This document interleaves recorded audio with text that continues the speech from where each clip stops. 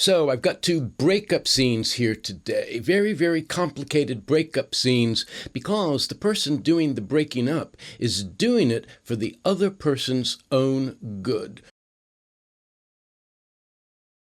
Or at least that's what they're telling themselves. People love a good breakup scene. I guess it's because they all feel like they can relate to it. We've all been there, the heartbreak, but most importantly, the anger, the furious rage that can come out that really, folks, is not justified. If you're breaking up with somebody, don't rage at them in anger. But we're going to watch scenes where that's exactly what's happening, especially for the next couple of episodes of this acting show. So first up is a scene from a 1988 movie called Dangerous Liaisons, based on the play Les Liaisons Dangereuses, which is based on the novel Les Liaisons Dangereuses.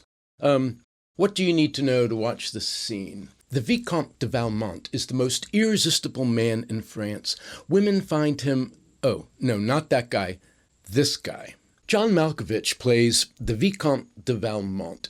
He is a spoiled French aristocrat in the period just before the French Revolution. He has more or less ruined his reputation in polite society because he is a seducer. He goes after women that he wants. He relentlessly pursues them, lies like a mother, like a rug. And then, once he's had his way, he's done. His most recent conquest is Madame de Tourvel, played by Michelle Pfeiffer, a woman famous for her happy marriage, her love for her husband, and her religious piety. After a relentless campaign of, I suppose you would call it, wooing, he has convinced this woman that he is madly, passionately in love with her, and he gets her to fall in love with him. She leaves her husband, and she more or less gives up her entire life for him, not knowing that all of this is basically a bet. Valmont has a kind of bet going with his old friend, the Marquise, played by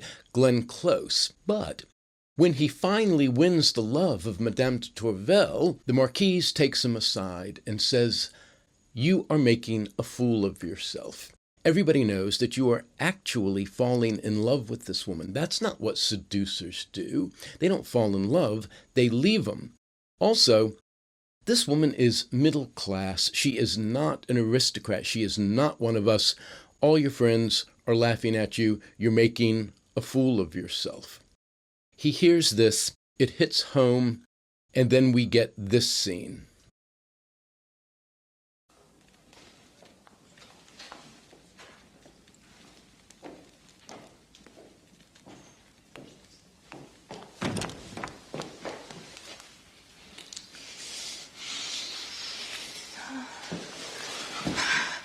You're only 5 minutes late, but I get so frightened. I become convinced I'm never going to see you My again. angel. Is it like that for you, too? Yes. At this moment, for example, I'm quite convinced I'm never going to see you again. What? I'm so bored, you see. It's beyond my control. What do you mean? Well, after all, it's been 4 months. So what I said, it's beyond my control. Do you mean you don't love me anymore? My love had great difficulty outlasting your virtue. It's beyond my control. It's that woman, isn't it? You're quite right. I have been deceiving you with Emily, among others. It's beyond my control. Why are you doing this? There's a woman, not Emily, another woman. A woman I adore. And I'm afraid she's insisting that I give you up. It's beyond my control. Liar! Liar! You're quite right, I am a liar.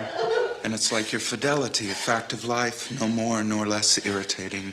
Certainly beyond my control. Stop it! Don't keep saying that. Sorry, beyond my control. Why don't you take another lover? whatever you like. It's beyond my control.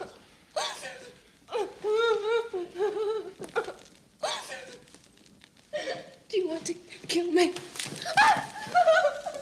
Listen to me. You've given me great pleasure, but I simply cannot bring myself to regret leaving you.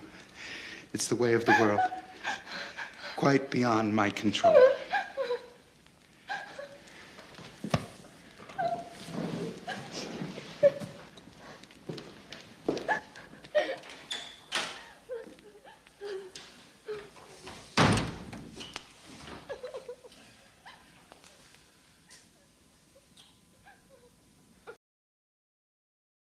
All right, so pretty brutal. Did it have to be that brutal? Well, no. He could have done that in a much gentler way if he had wanted to.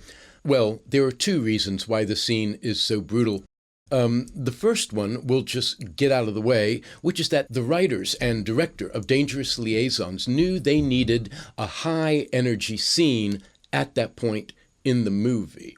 For example, it just so happens that this famous novel, Les Liaisons Dangereuses, was adapted the very next year, in 1989, by a very different director, and the same source material made a very different movie.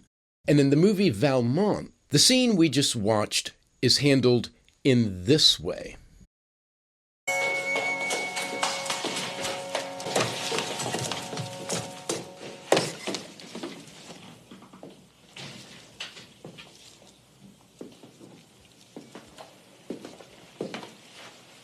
My dear, I feel so much tenderness toward you, but I cannot bear to face you when you learn the truth.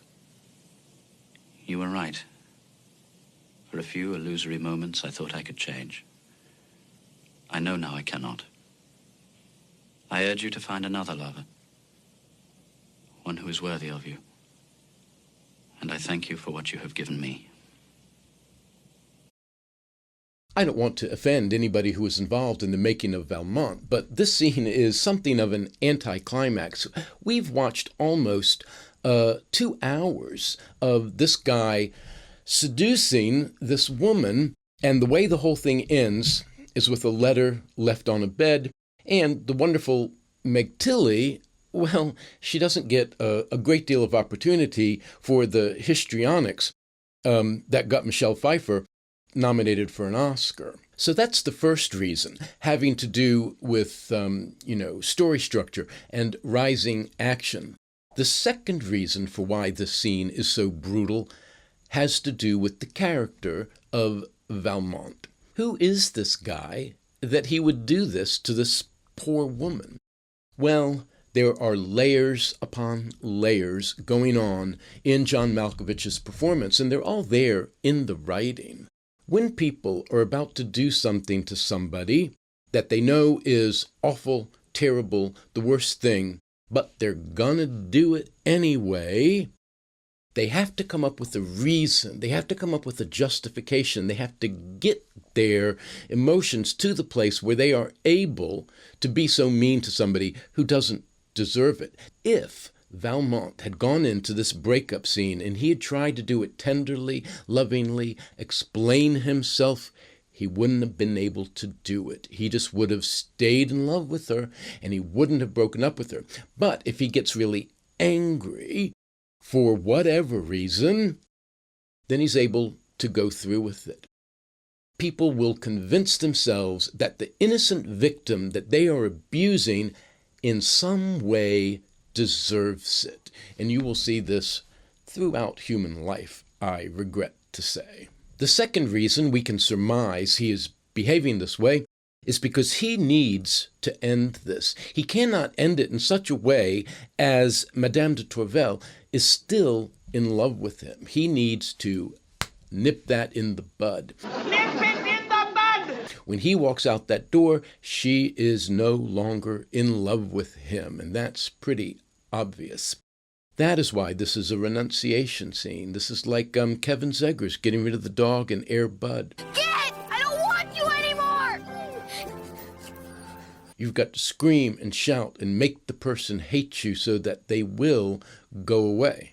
or the dog. Now, I said last week that there are moments when the filmmakers will put in just a little moment, just a little shot of the person's face so that you can see the real emotion that's going on underneath. And here we get this fleeting moment.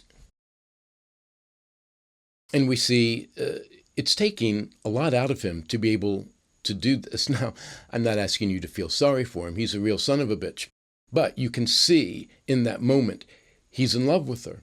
When he walks out the door, there's this little moment of like he might even collapse, or he might turn around and go back and change his mind. Now, to the tune of about 90%, Valmont is doing this for himself, not for her.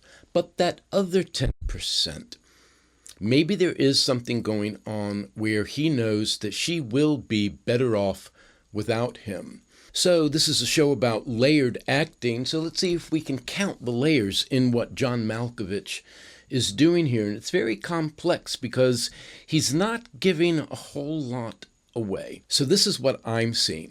On the surface, he's playing the calm, cool, unflappable aristocrat. He's bored with her.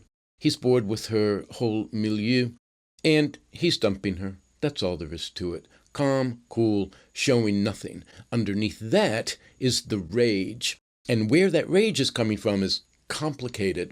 Is it fake just to get her away from him? Is he really raging at her? A misplaced rage because his emotions don't know where to go, because he doesn't seem to understand his own psychology or his own emotional life very well. And then beneath the rage is the love. He does still love her, and that's why this is such a mistake. So those are the three that I see in John Malkovich. As for Michelle Pfeiffer, again, the story forces their hand. It's easy to imagine Michelle Pfeiffer with these reservoirs of strength and understanding, just, letting this roll right off her back. Oh, you want to break up with me? Okay, if that's what you want, fine. The movie will not allow that. She has to be utterly and completely devastated and heartbroken for this to work. And so the actor has to find that somewhere. And in this case, it's not that hard because he is killing her. She has no place to go. She has no money. She's out on the street. She is a fallen woman in pre-revolution France. This might as well be a gunshot to the head. On top of which, it's such a surprise. They were madly in love 10 minutes ago, or at least last night. So Michelle Pfeiffer is not in the scene given the opportunity to show all the layers that she might want to show, but she has plenty of opportunities in the other scenes to do that. She doesn't need to do it here. So I thought it would be valuable to compare the scene from Dangerous Liaisons to one of the most famous scenes of a breakup, of a renunciation in European literature. And that is the scene we're about to watch from Camille, or the novel The Lady of the Camellias by Alexander Dumas.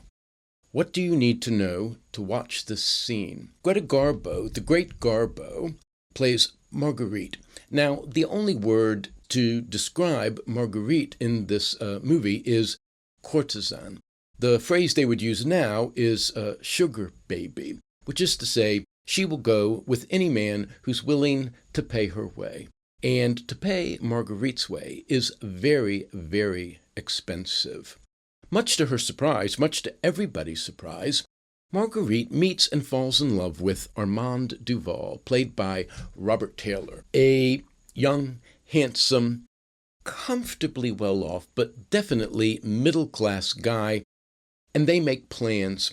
They are going to live the simple life in the country, and Marguerite is delighted, enchanted, madly, hopelessly in love, and Armand Duval is equally in love with her.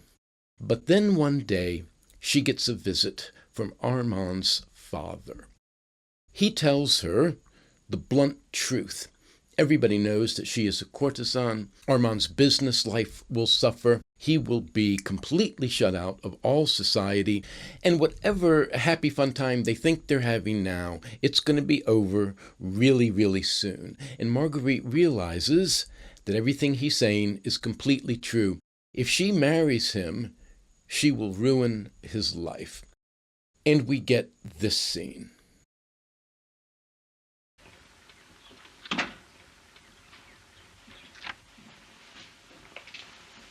Hello, I'm back. Oh, I didn't hear you, driver.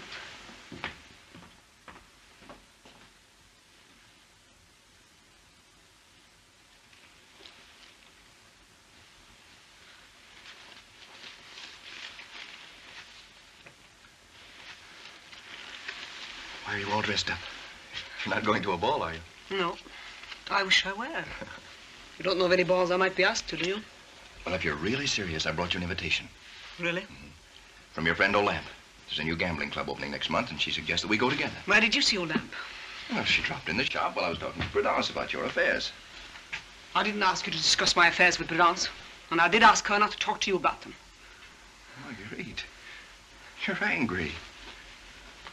Do you realize that we're almost quarreling? Well, everybody quarrels. Keeps people from getting bored. Something happened today. What was it? I want the truth. Well, this morning the bees left the hive and we had to bring them back.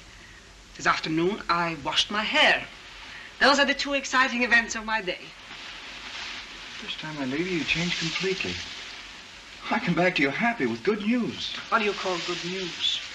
You've been left a large fortune? No, Marguerite, but I find that I can do as I please with my small one. Well, don't you touch it.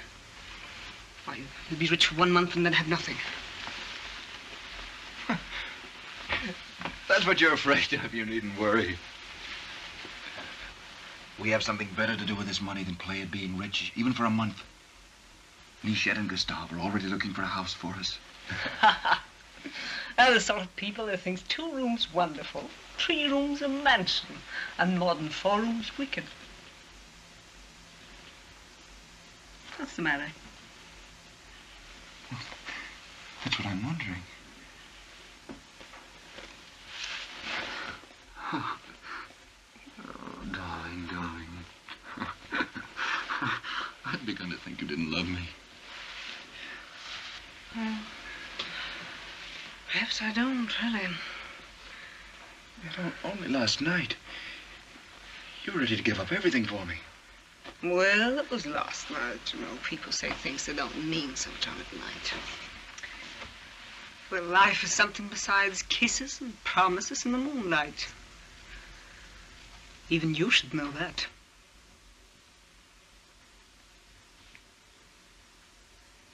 Yes? Wasn't one summer all you wanted?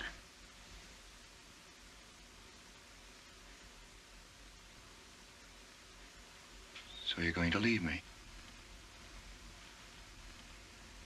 Yes.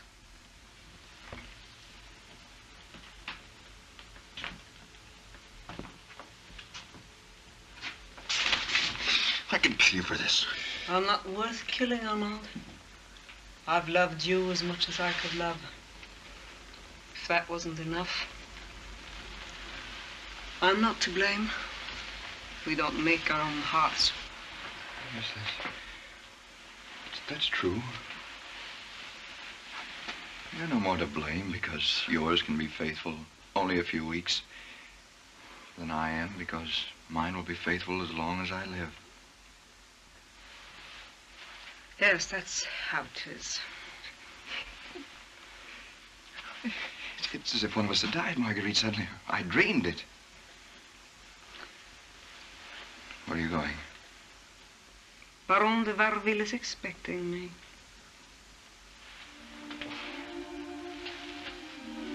At last I shall see what a great chateau looks like inside.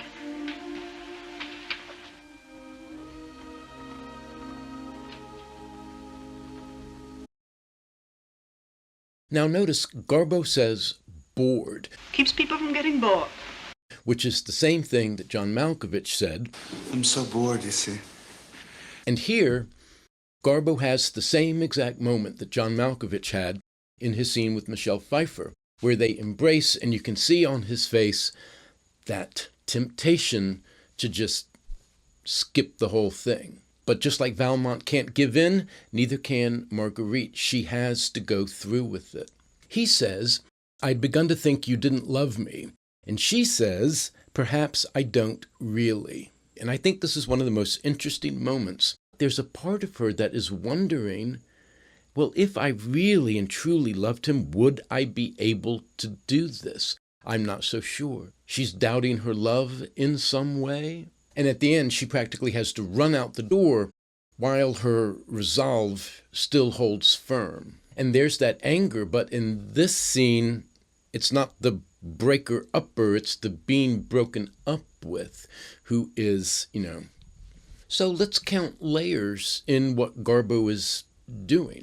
So just like John Malkovich in Dangerous Liaisons, the uppermost layer is this sort of boredom.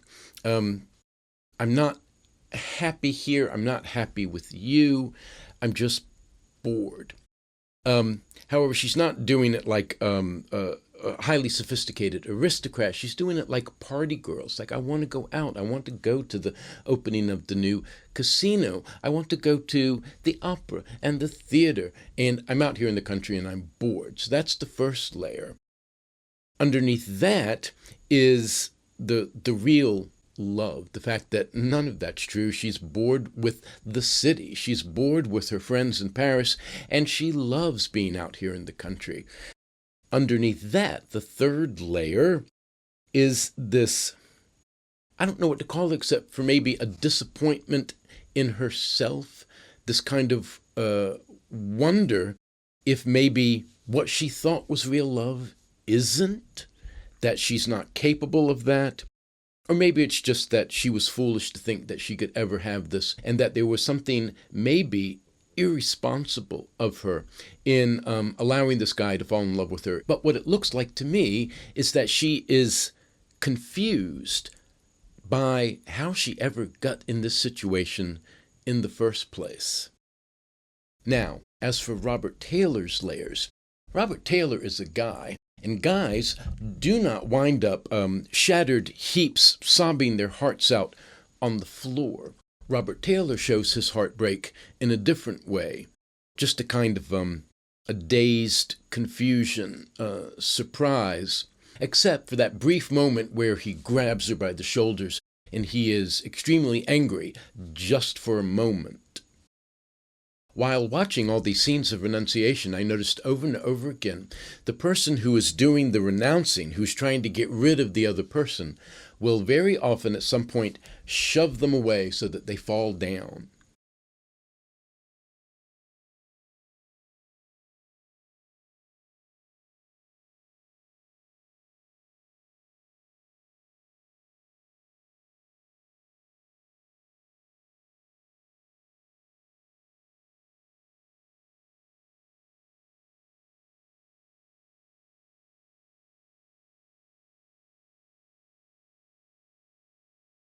The filmmakers are making physical the emotional thing that's going on. Camille, or The Lady of the Camellias, was one of the most performed plays of the entire 19th century. It was done over and over and over again, and it was adapted into an opera called La Traviata, and it's because of this scene. I think it would be interesting to watch this scene played by an actor playing Marguerite, who refuses to show all the love underneath, who just plays the scene for the immediate intention of, I have to break up with this guy, and I have to do it in the easiest way for him. If he leaves here, or if I leave him here, and he hates me, that means I've done it right. And so she does not show him or the audience that she feels any love at all. I wonder how an audience would respond if they saw that take on this scene. I think they would know.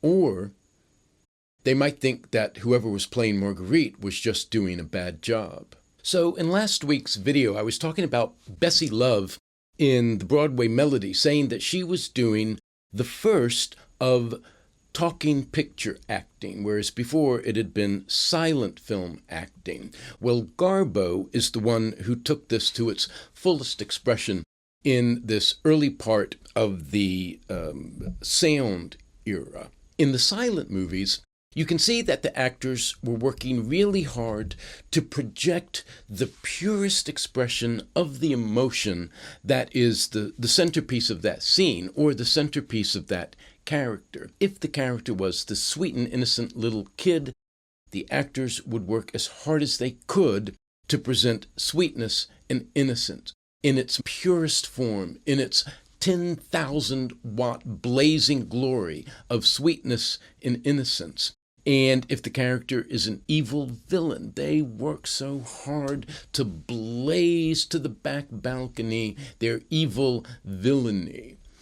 When the sound movies came along, this wasn't enough, and all of acting had to change. Talking pictures made it possible to show layers in a way that was very difficult in the silent era. When the characters can talk, you can show them lying in a much more efficient way than you can in a silent film. Louise Brooks said something interesting about Garbo. She said before Garbo, in the silent period, all actresses were forced down one of two tracks. They were either the sweet and innocent good girl, or they were the sexy vamp, the woman who led men down the road to perdition.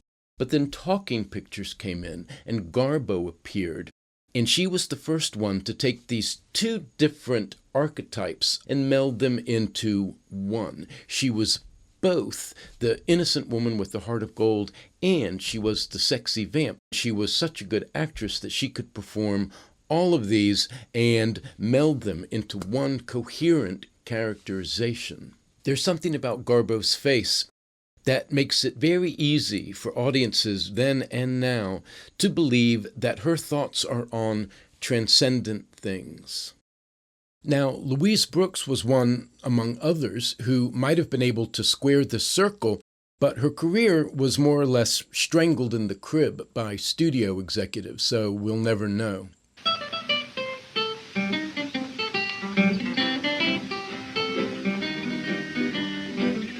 Truthful Parson Brown, living in a southern town, for doing good and talking good, he was known around.